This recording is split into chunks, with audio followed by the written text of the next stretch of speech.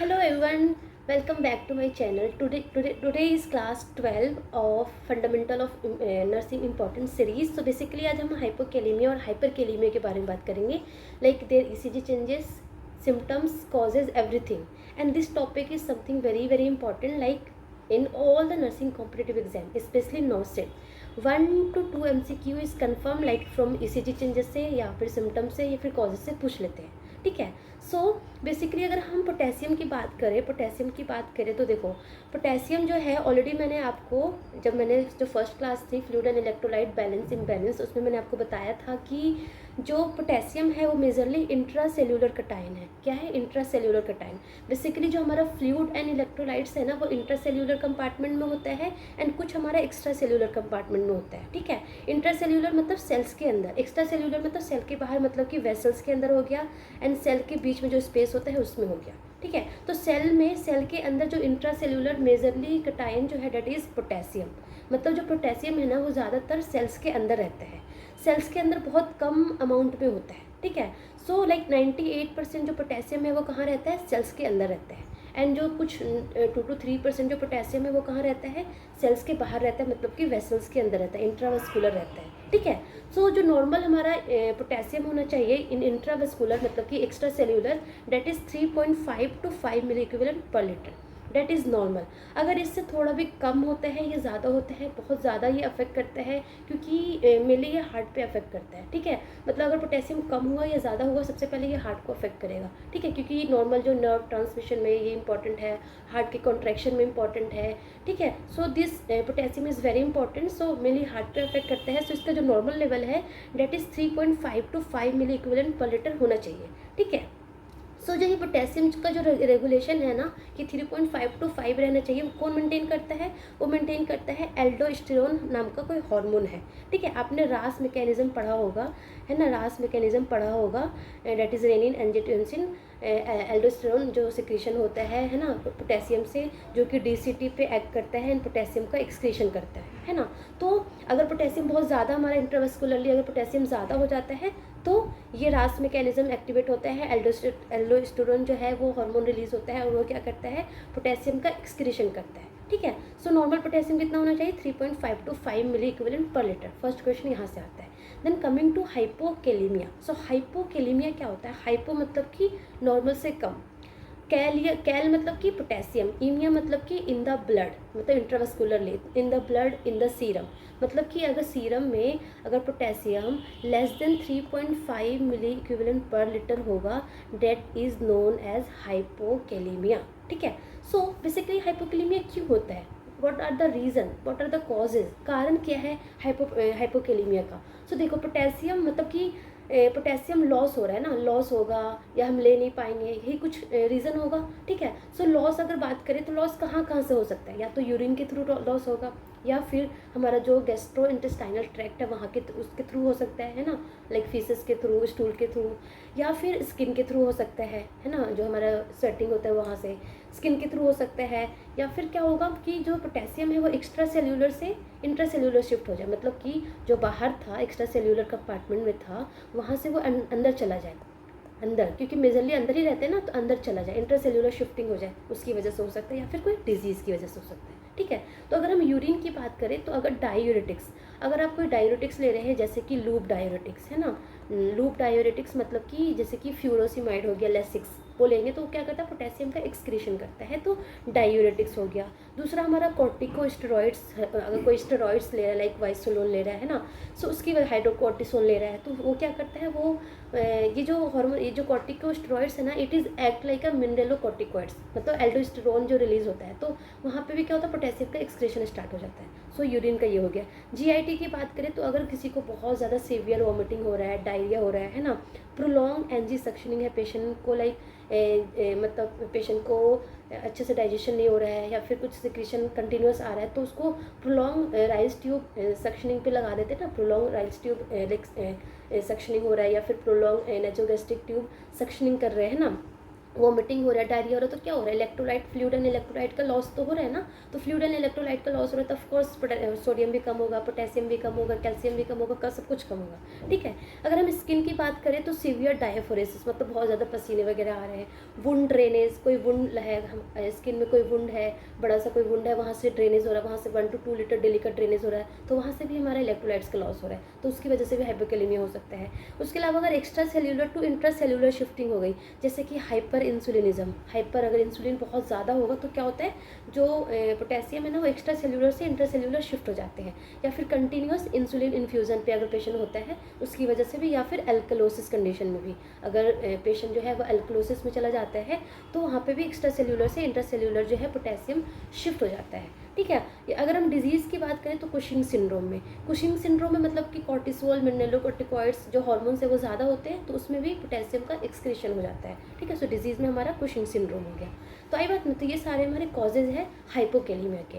अगर हम बात करें सिम्टम्स की, तो क्या क्या सिम्टम्स हो सकते हैं, तो देखो पोटेशियम कम हो रहा है, मतलब कि जो न्यूरॉन की जो एक्साइटेबिलिटी है ना वो क्या हो जाएगी, कम हो जाएगी, ठीक है। न्यूरॉन की एक्साइटेबिलिटी कम होगी तो उसकी वजह से क्या होगा कि ये ट्रेमर होगा, ऐसे पेरेस्थीसिया होगा, मतलब नमनेस लगेगा।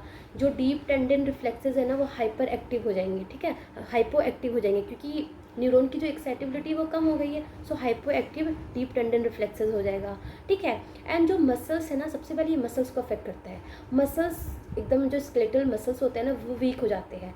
पहले वो लाइक हाथ वगैरह, हाथ पैर का होगा, देन धीरे धीरे वो सेंट्रल में लाइक होने लग जाता है, लाइक फेशियल में, एंड एट द एंड पूरी बॉडी में भी लाइक वीकनेस हो सकता है, पूरी बॉडी का मसल भी वीक हो सकता है, ठीक है। सो स्केलेटल मसल्स वीक होगा तो लाइक ऑफकोर्स आपको वीकनेस होगा, क्रैम्प्स आएंगे, ठीक है। एंड अगर रेस्पिरेटरी मसल्स अगर वीक हो गए तो क्या होगा, ऑफकोर्स आपको शैलो ब्रीदिंग होगी, जो ब्रेथ साउंड अगर आप ऑस्कल्टेट करोगे तो डिमिनिश्ड हो जाएगा, ठीक है। तो शैलो ब्रीदिंग होगा, डिमिनिश्ड ब्रेथ साउंड होगा, है ना। जीआईटी में क्या होगा, जीआईटी में जो मोटिलिटी है वो कम हो गई, जीआईटी की मोटिलिटी कम हो जाएगी तो क्या होगा, हाइपो एक्टिव, या फिर जो बॉवल साउंड होगा वो एकदम से खत्म हो जाएगा या हाइपो एक्टिव होगा।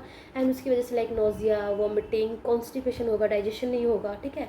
अब डाइजेशन नहीं होगा तो क्या होगा, एब्डोमिनल डिस्टेंशन हो जाएगा, एंड एब्डोमिनल डिस्टेंशन होगा और बिल्कुल भी लाइक मोटिलिटी धीरे धीरे बिल्कुल कम हो गई, एंड आपने राइट टाइम पर आपने करेक्शन नहीं किया तो क्या हो सकता है, पैरालिटिक इलियस हो सकता है, पैरालिटिक इलियस हो सकता है, राइट। ये हमारा जीआईटी में हुआ। अगर हम कार्डियोवास्कुलर सिस्टम की बात करें, मेनली जो हार्ट है, हार्ट में क्या होगा, जो पल्स रेट है वो वीक थ्रेडी हो जाएगा, टकीकार्डिया हो जाएगा, हाइपोटेंशन हो जाएगा, ठीक है। Then coming to the most favourite part, that is ECG changes, ECG changes in hypokalaemia. तो देखो जैसे ही पोटेशियम कम होता है ना, तो सबसे पहले the most common and earliest sign जो होता है ना, दैट इज फ्लैटेंड और इन्वर्टेड टी वेव। जो ये टी वेव है ना धीरे धीरे फ्लैटनिंग होने लग जाता है, जो ये टी वेव है ना धीरे धीरे फ्लैटनिंग होगा धीरे धीरे, एंड धीरे धीरे फिर इन्वर्टेड हो जाता है। सो फ्लैटनिंग और inverted of T wave is the first and common and the earliest sign, ठीक है। उसके अलावा जो यू वेव है ना, आइडियली मतलब यू वेव दिखता नहीं है हमारे ईसीजी में, so you wave, prominent you wave दिखने लग जाता है, ठीक है, प्रोमिनेंट यू वेव होता है, this is the earliest sign. उसके अलावा एसटी सेगमेंट डिप्रेशन हो सकता है, लाइक हमारा जो ये क्यूआरएस कॉम्प्लेक्स है, सो ये हमारा एसटी सेगमेंट डिप्रेशन हो जाएगा, ठीक है ना। क्यूटी इंटरवल जो है वो प्रोलॉन्ग हो जाएगा, एंड अभी तक आपने अगर करेक्शन नहीं किया तो like atrial Flutter, atrial fibrillation, supraventricular tachycardia, and at the end death हो सकता है, मतलब अरिथमियाज आ जाएंगे। सो मतलब ECG changes is very important. तो सबसे पहले क्या होगा, फ्लैटनिंग और इन्वर्टेड टी वेव, ठीक है। प्रोमिनेंट यू वेव नहीं दिखता है, बट इन हाइपोकैलेमिया को यू वेव दिखने लग जाएंगे।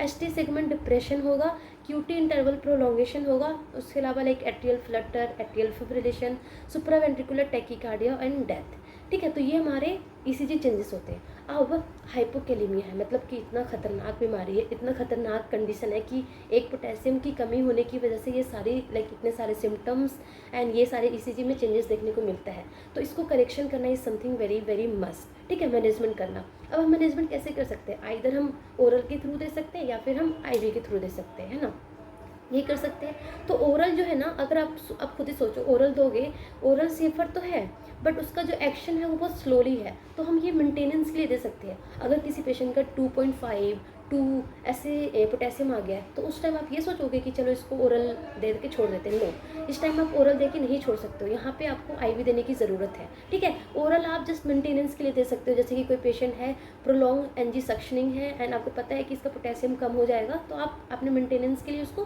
पोटेशियम की सिरप स्टार्ट कर दी, ओरल स्टार्ट कर दिया है ना। सो वो मेंटेनेंस के लिए दे सकते हैं। सो oral is safer.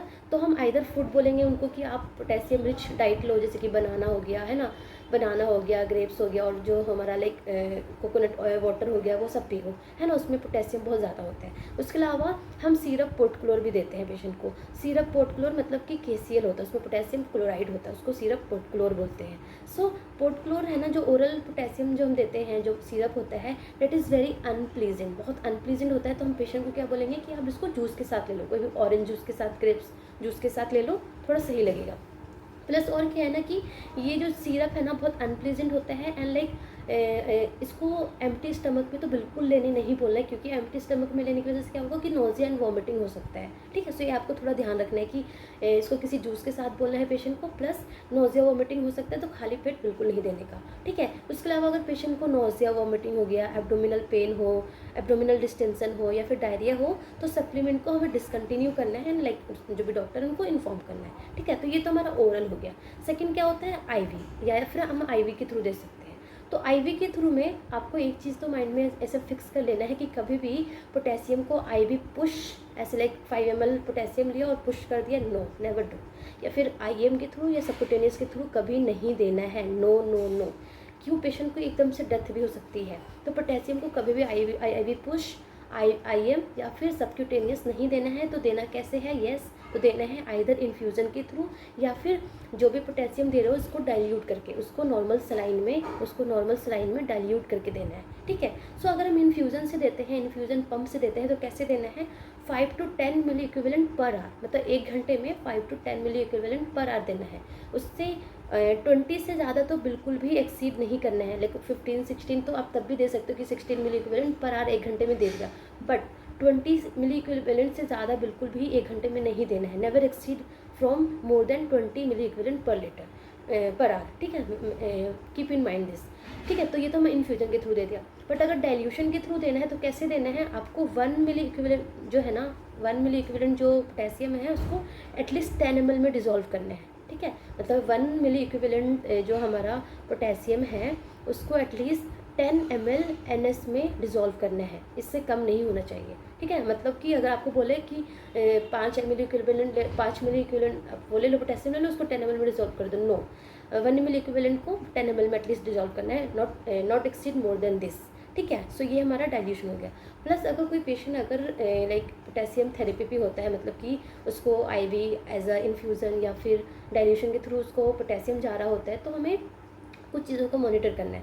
First of all हमें कार्डियक मॉनिटर लगाना है। कार्डियक मॉनिटर लगाना है देखने के लिए ECG चेंजेस की, लाइक नॉर्मल है, जो रिदम है वो एबनॉर्मल है या नॉर्मल है, QT प्रोलॉन्गेशन कितना आ रहा है, यू वेव प्रोमिनेंट है या नहीं है ना, या फिर पोटेशियम करेक्शन सही हो गया तो ECG चेंजेस अब सही हुआ या नहीं हुआ, तो कंटिन्यूस कार्डियक मॉनिटर होना चाहिए।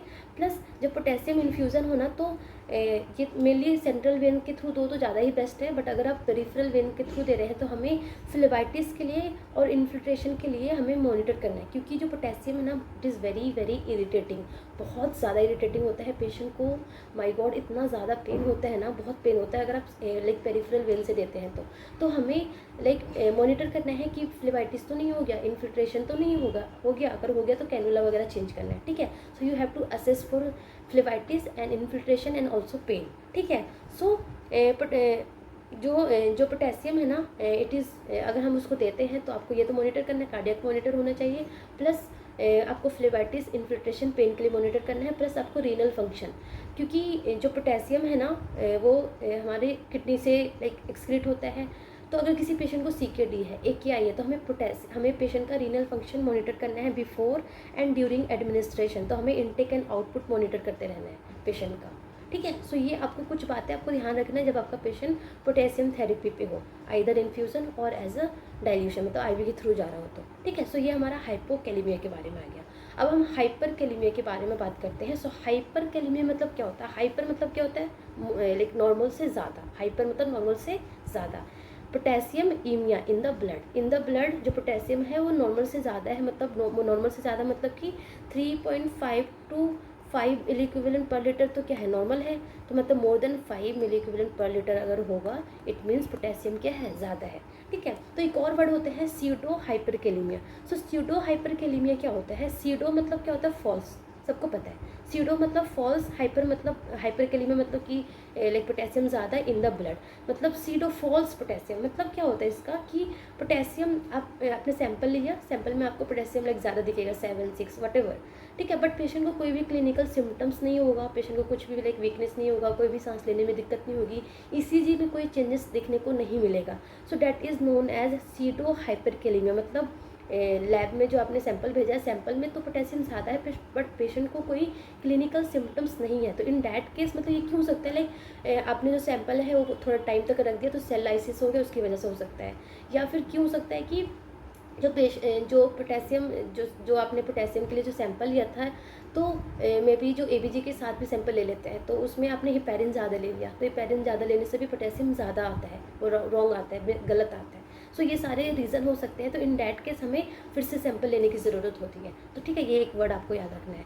उसके बाद इसमें कॉजेज़ आते हैं कि पोटेशियम हाइपरकेलेमिया के क्या क्या कारण होते हैं। ठीक है, सो पोटेशियम के क्या क्या कारण हो सकते हैं, एक्सेसिव पोटेशियम इंटेक, आप बहुत ही ज़्यादा पोटेशियम का इंटेक कर रहे हो, लाइक पोटेशियम रिच डाइट आप भर भर के ले रहे हो, है ना। कोई मेडिसिन है जो आपको पोटेशियम कंटेनिंग मेडिसिन आप ज़्यादा ले लिया, लाइक IVKCL, आपको हाइपोकेलेमिया था आपके पेशेंट को, और उनको पोटेशियम उनको स्टार्ट किया एंड वो बहुत ही लाइक चलता रहा, ध्यान नहीं दिया तो उनको हाइपरकेलेमिया हो गया। ठीक है, तो ये सारे रीज़न होता है। अगर डिक्रीज पोटेशियम, या फिर क्या हो सकता है कि पोटेशियम जो है वो जो यूरिन के थ्रू अच्छे से एक्सक्रीट नहीं हो रहा है, जैसे कि पोटेशियम स्पेयरिंग डायूरेटिक्स ले रहे हो। पोटेशियम स्पेयरिंग डायूरेटिक क्या करेगा, पोटेशियम को रिटेन ही तो करेगा, तो इसकी वजह से हो गया। ACE इनहिबिटर ड्रग्स हो गया, है ना, CKD हो गया, या फिर एडिसोन्स डिजीज़ हो गया। इन दैट कंडीशन क्या होगा, पोटेशियम का एक्सक्रीशन ही नहीं होगा, तो पोटेशियम आपकी लाइक आपका जो इंट्रावेस्कुलरली पोटेशियम क्या हो जाएगा, इंक्रीज हो जाएगा। या फिर क्या होगा, इंट्रा सेल्यूलर से एक्स्ट्रा सेल्यूलर शिफ्ट हो गया, मतलब कि सेल से इंट्रा सेल्यूलर से आपका एक्स्ट्रा सेल्यूलर शिफ्ट हो जाएगा। तो जैसे कि टिश्यू डैमेज हो गया, टिश्यू लाइसिस होता है तो क्या होता है, बहुत सारा पोटेशियम रिलीज होता है। हाइपर यूरेमिया कंडीशन में हो गया, या फिर एसिडोसिस में, या फिर हाइपर कैटाबोलिज्म कंडीशन। सो ये सारे कंडीशन में क्या होता है कि जो पोटेशियम है वो इंट्रा सेल्यूलरली से एक्स्ट्रा सेल्यूलर में शिफ्ट हो जाते हैं, तो उसकी वजह से भी आपको पोटेशियम इंक्रीज हो जाता है। ठीक है, तो सिम्टम्स क्या क्या देखने को मिलेगा, तो जैसे कि पोटेशियम ज़्यादा होता है ना तो क्या होगा, मायोसाइट्स की जो एक्साइटेबिलिटी है ना फर्स्ट इंक्रीज़ होगी, तो इसलिए इसकी वजह से जो अर्ली सिम्टम्स देखने को मिलेगा ना, डेट इज़ मसल ट्विच होगा, क्रैम्प होगा, पैरेस्थीसिया होगा। ठीक है, मतलब कि अर्ली जैसे ही पोटेशियम बहुत एलिवेटेड होगा तो मायोसाइट्स की जो एक्टिविटी है, मायोसाइट्स जो सेल की जो एक्टिविटी है, मसल्स की जो सेल की जो एक्टिविटी है ना, वो एक्साइटेबिलिटी है ना वो इंक्रीज़ हो जाएगी, तो इसकी वजह से मसल ट्विचिंग होगा, क्रैम्प्स होंगे, पैरेस्थीसिया, नमनेस वगैरह होगा। ठीक है, लेग में होगा, फिट में होगा, मतलब लेग फिट हैंड में होगा, फिर धीरे धीरे माउथ में भी होगा। ठीक है, बट धीरे धीरे जैसे ही पोटेशियम और इंक्रीज होता जाएगा तो मायोसाइट्स की एक्टिविटी धीरे धीरे क्या होने लग जाएगी, डिक्रीज होने लग जाएगी। उसकी वजह से जो लेट सिम्टम्स आते हैं ना, लेट सिम्टम्स में आपको प्रोफाउंड वीकनेस, मतलब कि एकदम वीकनेस मिलेगा आपको, एंड असेंडिंग फ्लैसिड पैरालिसिस, मतलब कि इतना ज़्यादा वीकनेस हो जाएगा कि एट द एंड एकदम पैरालाइज्ड हो सकता है बॉडी, है ना, फॉर जब तक आपने करेक्शन सही नहीं किया तब तक का। उसके अलावा रेस्पिरेटरी सिस्टम में भी क्या होगा, ऑफकोर्स रेस्पिरेटरी मसल वीकनेस होगा तो आपको रेस्पिरेटरी फेलियर हो सकता है। ठीक है ना, GIT की मोटिलिटी इंक्रीज हो जाएगी तो क्या होगी, हाइपर एक्टिव बॉवल साउंड होगा। ठीक है ना, प्लस और क्या होगा, डायरिया होगा, क्योंकि बहुत ज़्यादा हाइपर एक्टिविटी हो गई ना, डायरिया होगा, है ना। सो ये सारा GIT में सिम्टम्स देखने को मिलेगा।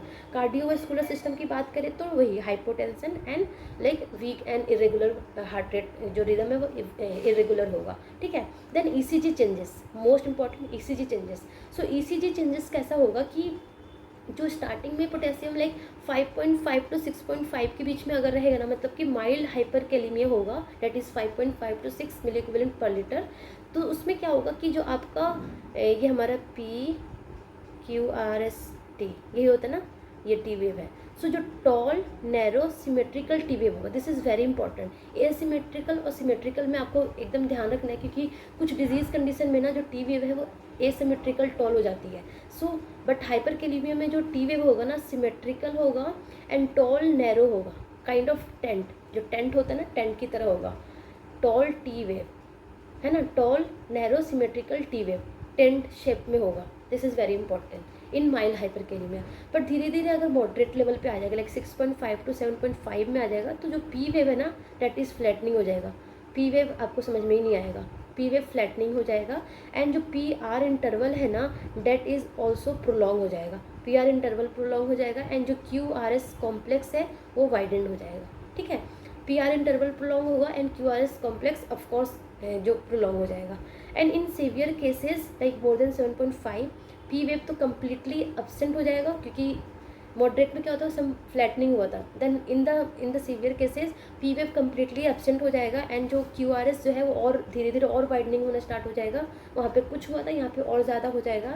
एंड साइन वेव पैटर्न होगा। साइन वेव पैटर्न मतलब कि जो क्यू आर एस कॉम्प्लेक्स है ना वो टी वेव से मर्ज हो जाएगा, तो आपको क्यू आर एस कॉम्प्लेक्स और टी वेव में कोई अंतर ही नहीं दिखेगा। तो ये काइंड ऑफ दिस, तो साइन वेव पैटर्न हो जाएगा। एंड एट द एंड अभी तक आपने करेक्शन नहीं किया है तो कार्डियक अरेस्ट या फिर वेंट्रिकुलर अरिथमियाज हो सकते हैं। तो ये ऐसे ईसीजी चेंजेस आपको याद रखना है कि पहले सबसे पहले tall narrow symmetrical T wave होगा। आपने अभी भी ध्यान नहीं दिया तो पी वेव क्या हो जाएगा, फ्लैटनिंग हो जाएगा। जो पी आर इंटरवल है वो प्रोलॉन्ग हो जाएगा। क्यू आर एस कॉम्प्लेक्स जो है वो वाइडनिंग हो जाएगा।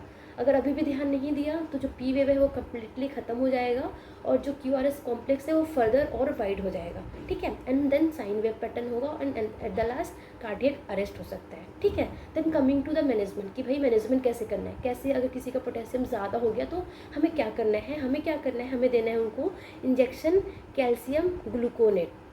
देखो जो ये कैल्शियम ग्लूकोनेट है ना, ये कैल्शियम ग्लूकोनेट ऐसा कुछ नहीं करता कि हाँ ये पोटेशियम को कम करता है, no, it is cardio protective. मतलब ये जस्ट हमारा जो कार्डियक है, जो हमारा हार्ट है उसको प्रोटेक्ट करता है, ठीक है ना। So it is cardio protective है, ये पोटेशियम को कम नहीं करता है, ठीक है।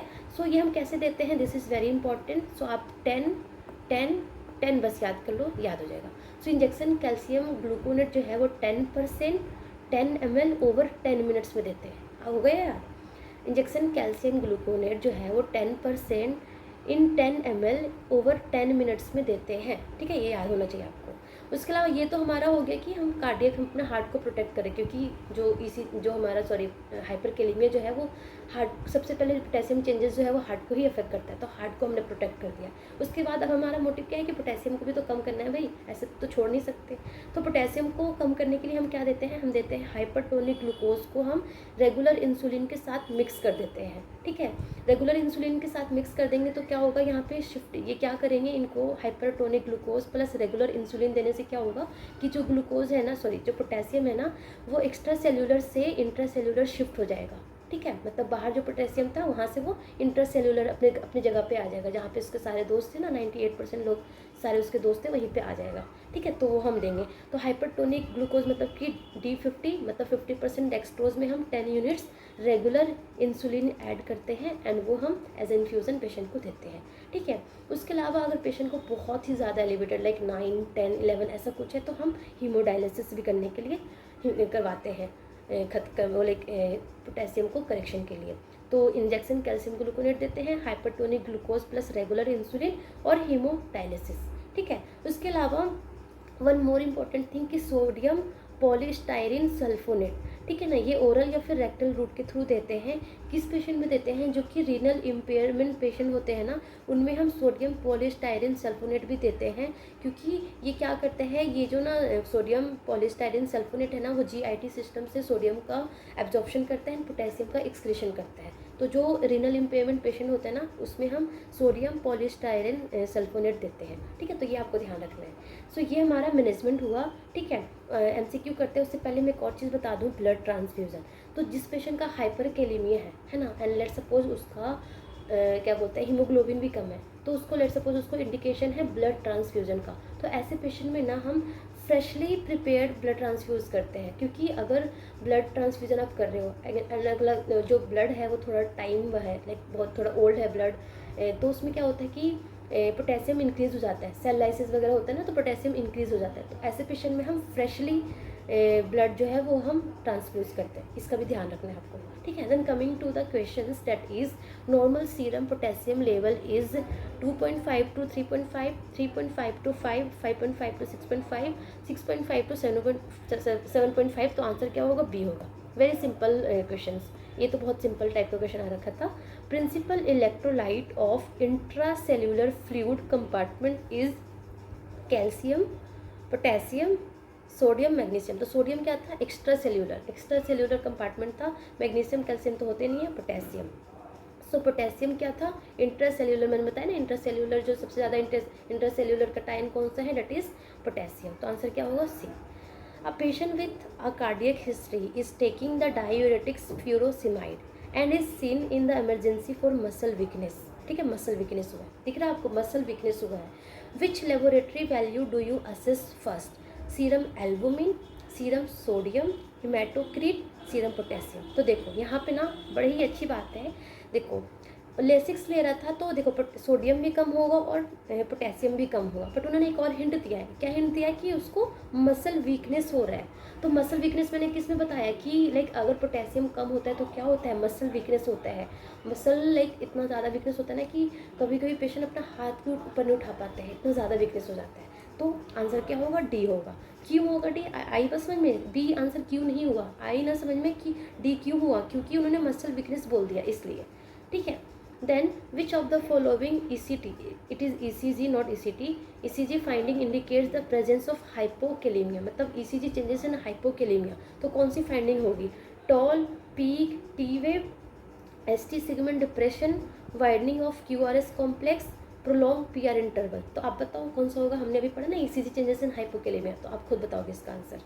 Toll, tented, T wave and widen QRS are seen, ये भी वही है, तो ये भी आप ही बताओगे।